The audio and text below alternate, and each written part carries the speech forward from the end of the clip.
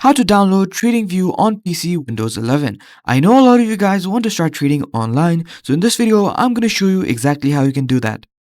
How to download TradingView on PC 2025. So first of all, what you want to do is you want to head into your browser and you want to type in gd7plays.blogspot.com/2025/11/td.html and you want to hit enter.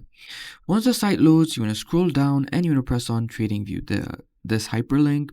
Once you're on TradingView's website, you want to press on download for Windows and it's going to start downloading on your computer.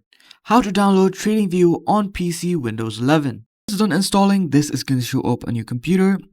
You want to press on TradingView and it's going to ask you to install. You want to press on install and TradingView is going to start installing on your computer. How to download TradingView on PC for free. As you can see, TradingView is now installed and running on my computer. As you can see, I can check on stocks and stuff. So that's it for the video, guys. If you liked it, please don't forget to like and subscribe. If you have any questions, don't forget to join the Discord down in the description.